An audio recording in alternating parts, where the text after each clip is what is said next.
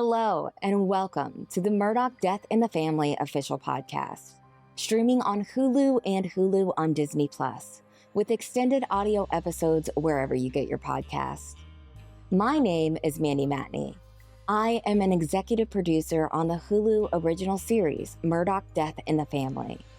I'm also the creator of the Murdaugh Murders podcast, which is now known as True Sunlight. The Murdaugh Murders podcast, made right here at my parents' kitchen table in Hilton Head, South Carolina, was instrumental in exposing the Murdaugh story and serves as an inspiration to the series.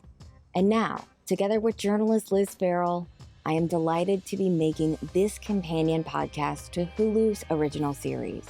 Over the next 8 episodes, we are going behind the scenes with the creators of the show, the talented actors, and the hardworking crew, diving into how and why they brought this series to life.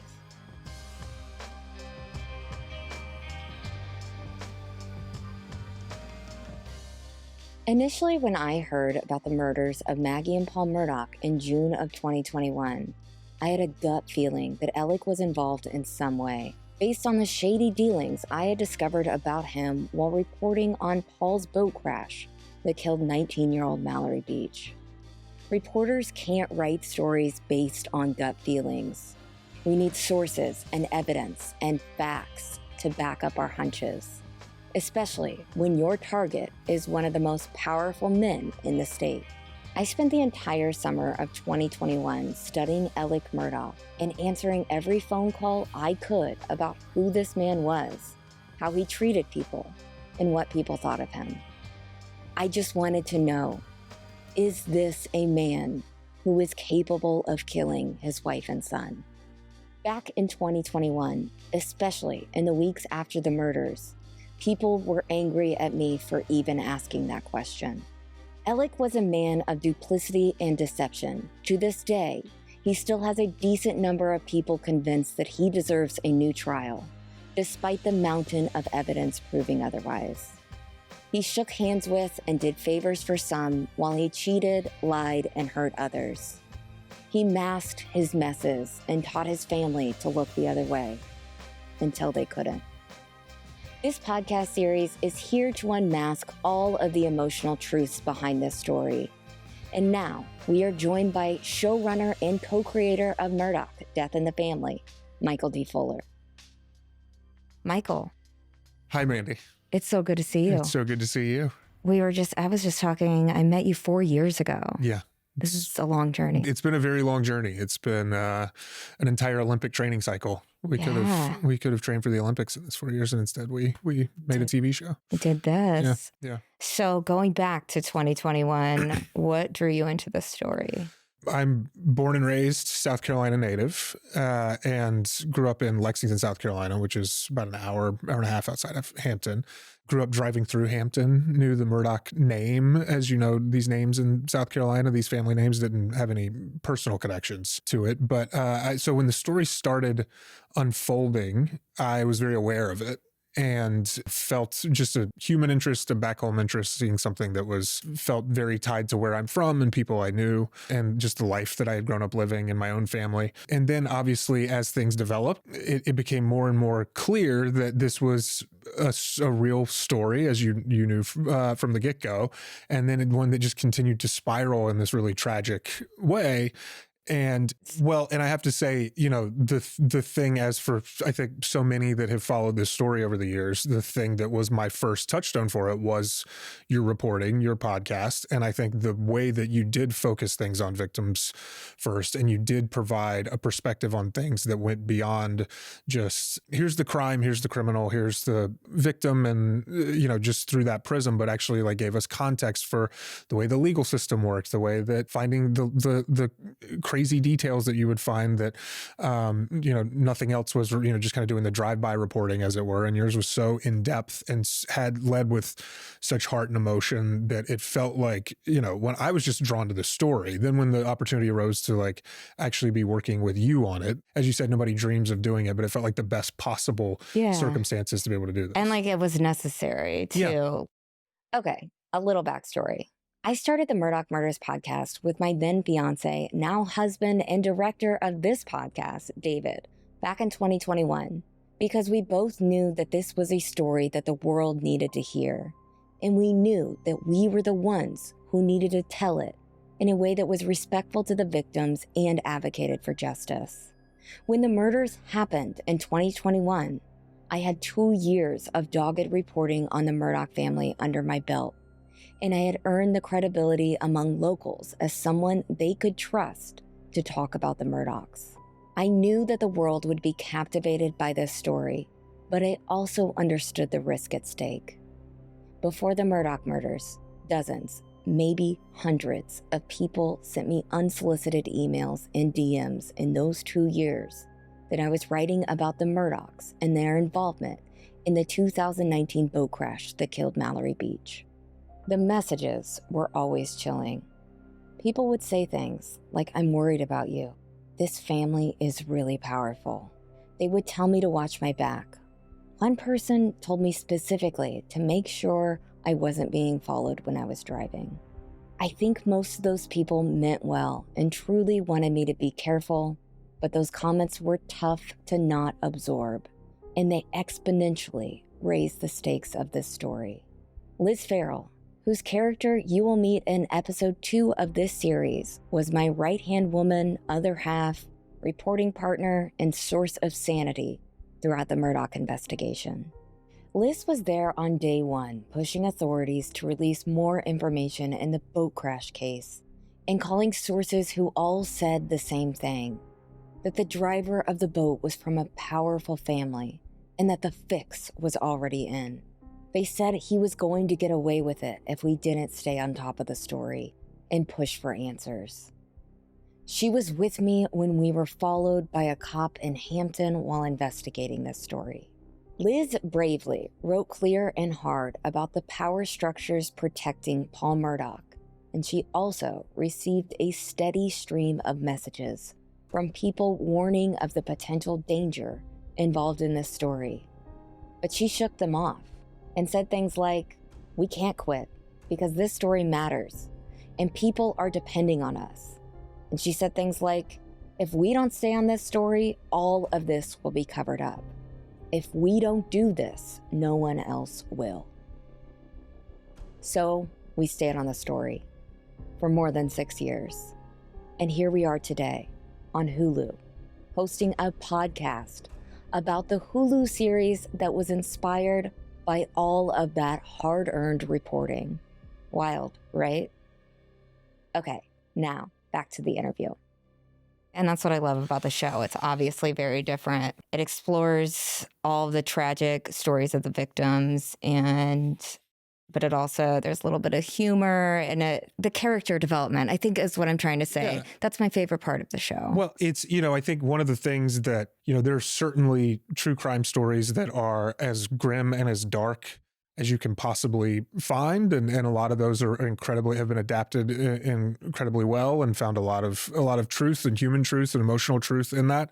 But this is a story where, a guy started jellyfish harvesting operations, and where they would take trips to the Bahamas or to the Final Four and, all those things where there's a level of humanity in their humor and their levity and their sense of, like fleshing them out as characters. So they're not just, again, that criminal and victim and perpetrator, right. And, that it's like, who are they as people? And then the reality of what I know of the place, of the people there, but also just, like what we've gotten to know from you and your reporting and the connections you've had is, just the real life that these people live that wasn't just grim and oppressive and dark all the time, even though things obviously got as horribly dark as they can. There was a life and a spirit there that I think really was worth exploring for the family, for the victims before they were victims. Who were they, like, in the space between one another? I really think that it captures the how and the why, because a lot of people don't, as we were just talking about. There's still people out there that do not believe that Alex Murdaugh did it. Yeah. And nobody wants to believe that either. Yeah. It takes a lot of people a long time to get there because it is such a horrible and everyone's worst nightmare. Yeah. I remember when we started working on this, it was before the trial had even happened. Way before the trial. And there, even then, there was still some level of because we didn't know all the evidence that would come out and all of the GPS data, the cell phone data. We just knew that, he, at a certain point while we were working on this, he had been indicted and charged. And I remember talking to lots of people back home, some of whom know the Murdaughs had connections to them or had worked with them on certain things. And it just came back to this, there's no way a father could do this to a son. What sense would it make? It felt too senseless and too foreign a concept. But part of that is for people who had those connections, and a lot of those who still believe that, are, Alec had, with what we were just talking about, Alec had a way with people. Go, come on, go, get some champagne and some glasses with me, come on. Why didn't you tell me? Huh? I didn't want your granddaddy calling in any favors. Oh, yeah. Mama, we got a self-made man right here. That's what we got. Yes, sir. Watch the boy! There was a reason that he was able to do what he did for as long as he did. And I think part of that really is, that he had a charm and he had a personability and an affability and a larger than life personality that was endearing to people and was magnetic in its way. And so I think it's like that. And in that made it difficult to think that he was capable of something like this. So, yeah, absolutely. So as the creator and showrunner, what was your vision for how episode 1 should introduce viewers to the Murdaugh story?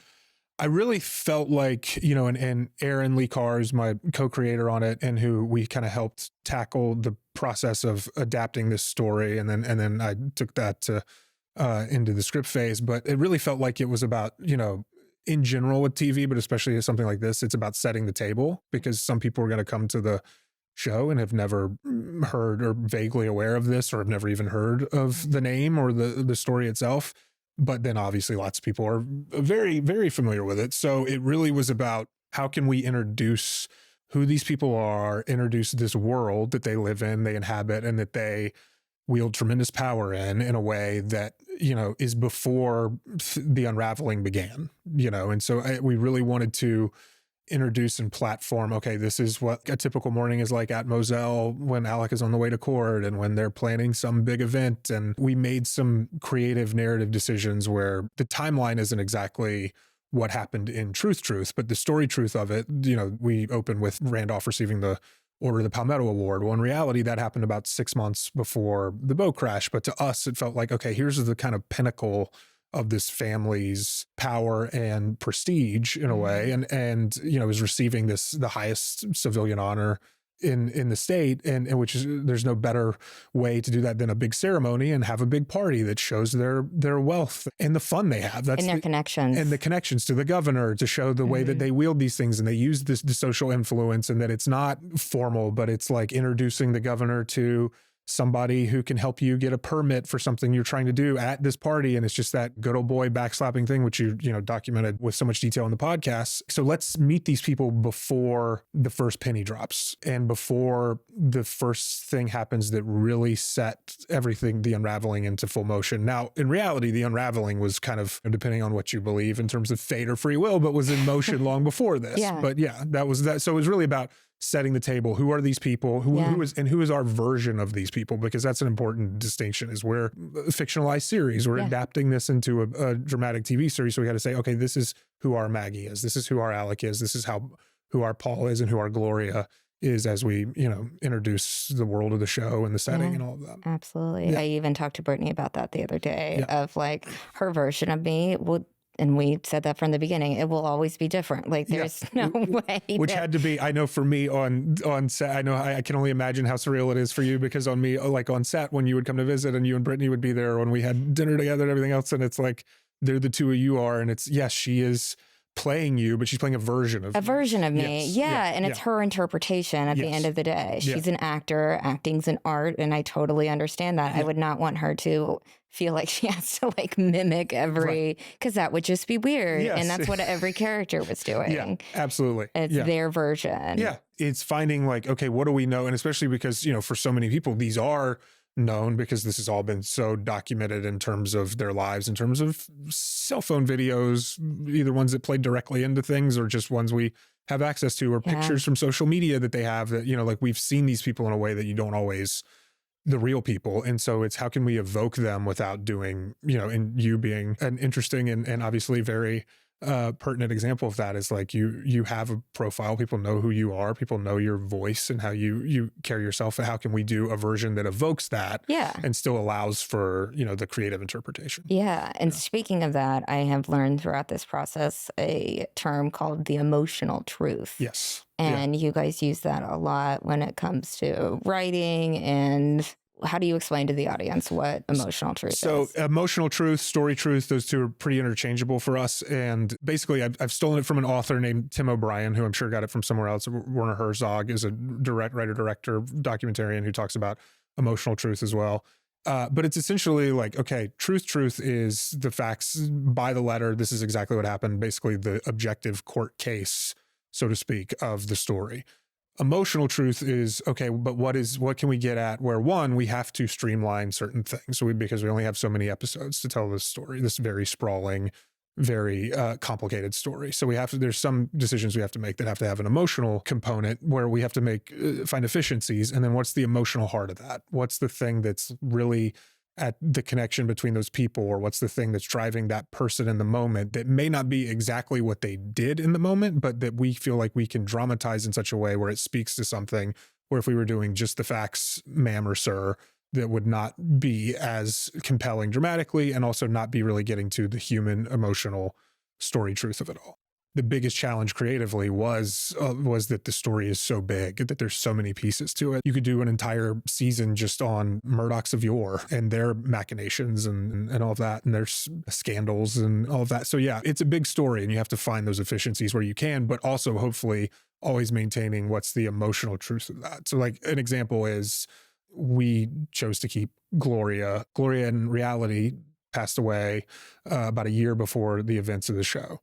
We decided that in order to show her relationship with the family, with Paul in particular, and what that meant, and then feel her loss once she had been there, it made emotional truth, story truth sense to have her be alive and then see how that plays out in the current timeline of our show instead of having to reset and go back. So that's just an example of how a creative decision we made that had emotional truth at its core. Emotional truth. And also I think that goes to being victim focused and not just glossing over Gloria's story. Like you actually see her and how she interacted with the Murdaughs. And I loved the relationship between her and Paul. I remember during my reporting and finding that out that they were really, really close. Paul called her Go-Go and thought of her as a mother.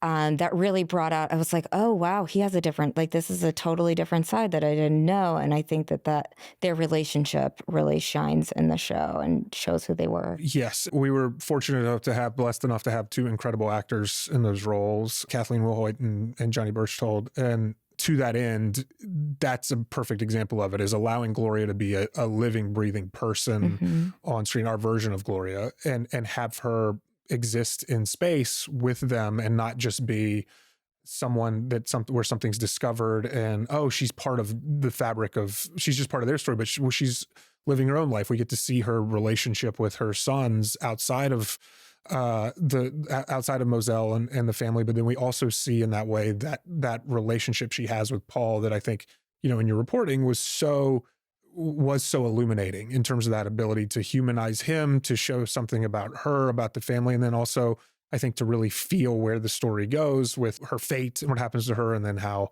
Alec uses that to his own benefits, and just to really feel that the tragedy and the betrayal of that. I think we really needed to see and feel her on screen and not just as something in retrospect that was discovered.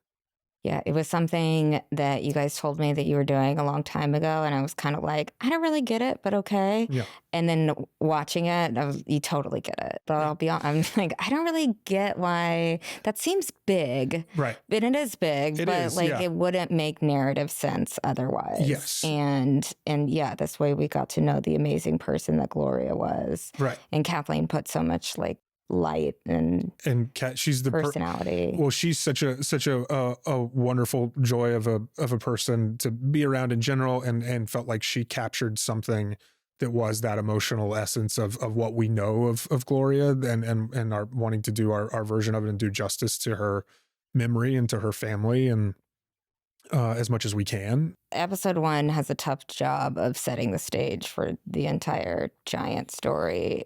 And you guys started with the 911 call, which I loved that it set the stage of, I think, how serious everybody was about the story. Yeah.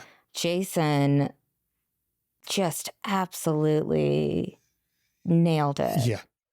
Yeah. It's not an easy role to cast or play. And we knew we were fortunate enough to get him that we were going to have, someone who had the tremendous amount of talent to bring to the part. But then when we had our table read, which is, what you do when the studio network all come in and everybody's there, and it sort of kicks off right before production. And it's the first time you're hearing the actors say, and it's not, we're not filming anything. It's not, there's no cameras or anything, but it's, we were doing the table read, and it's the first dialogue is that 911 call because it's what opens the show. This is Alec Murdaugh of 4147 Moselle Road. What is your emergency? I need police and an ambulance immediately. It's my wife and my child. They've been shot badly. That Moselle Road in Hampton? Yes, sir. 4147 Moselle Road. Stay in line with me, okay? And Jason did that 911 call, and everybody you could feel it over Zoom. The people who were Zooming in, the executives, you could feel it in the room. Everybody sat up and leaned in because there was such an electricity and, a reality to what he was doing. And he clearly was embodying something kind of primal about this guy and this moment. And it really, we always had intended to start the show that way, but then, then hearing and seeing him and feeling that him doing that was eerie. And then not to mention what he did, when we were on the day when we were filming it was just a completely surreal experience and and very powerful that the space he was getting himself into to do that. I've listened to that 911 call 1,000 times probably. Absolutely. At this point. And you could recite it. As a journalist who has been investigating Alec Murdaugh since 2019 and who has listened to that 911 call thousands of times, working desperately to pressure the South Carolina justice system to potentially hold one of their own accountable, I still get full body chills every time I watch that scene and hear Jason's voice, because it sounds so much like this, the real thing. Hampton County 911, where's your emergency? This is Alec Murdaugh at 4147 Moselle Road. I need the police and the ambulance immediately. My wife and child have been shot badly. Okay, you said 40. Yeah, it was a science. Uncanny, and he was dogged in getting those moments because, again, so much of this has been documented and so much of this is available in that way was okay, when we have those things like the 911 call that are so known and for lack of a better term, iconic and in this story, like he's like, let's nail those. I want to nail those. Yeah. And he was, he was just constantly, he'd be in hair and makeup, which was a process for him, but just listening to those calls, listening to the testimony, listening to questioning that there was recordings of, and he just, he would listen to it over and over and over and over again. And he obviously, like, the work paid off because it's really powerful all across the board. And especially in those moments like that, and to open the series with that, to really grab you in that way. Yeah, absolutely. What scenes particularly stand out when we talk about character development and really humanizing the people involved in this story? Well, it's a great question. In the first episode, we have very early on when we introduce our version of Paul, we introduce his character. He's rolling up to Moselle and he's got half a tree branch sticking out of his truck, and he's bumping some Hardy as he's driving up to the house. And actor Johnny Burchtold, who plays Paul, is terrific, and he and Patricia, who plays Maggie, had this exchange where she says, I'm glad you're okay, after she sort of has seen the damage he's done and knows that he's had some previous run-ins with the law over his drinking and driving. And he kind of gives her this look, this sort of endearing, sweet look. Are you sure? But there's like a playfulness to it. And that's a choice Johnny made as an actor, but it's that kind of interaction that I think really kind of humanizes people. And then seeing him walk over and like try to ask his dad, are we going to go test out this new rifle? And, just sort of basic familial interactions. And then, human interactions, I think that in some way, shape or form, we can all relate to, or at least understand, or have someone who's done something similar before the events of this story go beyond, normal comprehension. I think that Alex Murdaugh is a perfect TV villain. Do you?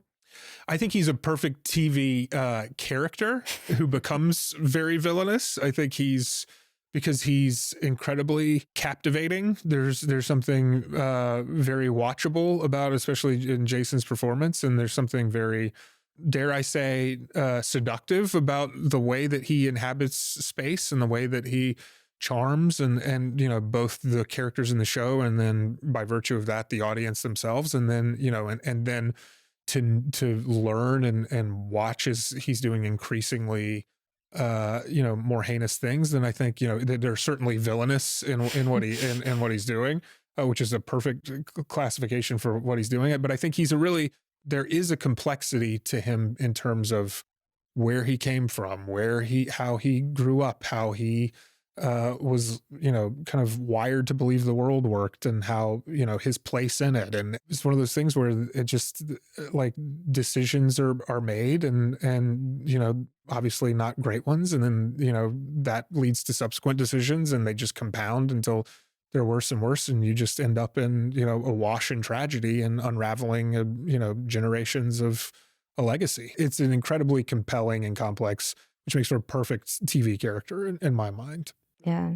And a lot of people have a hard time, I think, believing that somebody like Alex can exist who is two things at once. Like, they're only able to get people to get close with them in the way that Alex had so many people trust him, because they have that charisma and because they have that side to them. Absolutely. Because I think, it's easy to just put people in a box of, oh, this person is all good or this person is all bad, and make things, very, very black and white. And, to be sure, sometimes that is the case. But for the most part, and especially when you're dealing with these types of stories, and I think one of the things that really makes this story unique, especially in the true crime landscape, is that, Alec wasn't just a killer. He wasn't just any one thing. He was someone who people had a great deal of affection for, and on a human level, people who considered him a dear friend, like family. And then, and I'm sure in many ways, shape, or form, at least my understanding of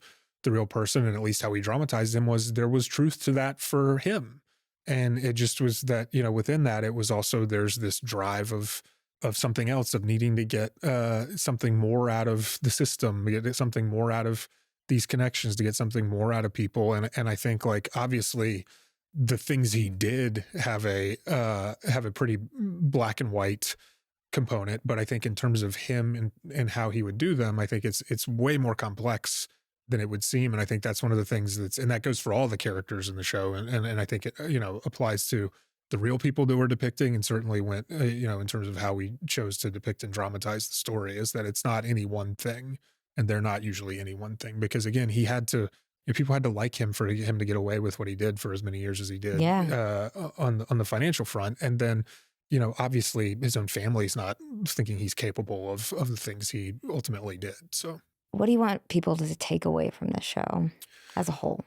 That, I think as a whole, I think there, but for the grace of whatever higher power, in a lot of ways. And I think that we're always going to have moments of there's always going to be tragedy. There's always going to be moments beyond our control. There's always going to be things that happen to our family or to us as people. It's how you respond to those things, and the decisions you make, and the way you approach those things, and how you use what's at your disposal, that are going to really define what those moments mean.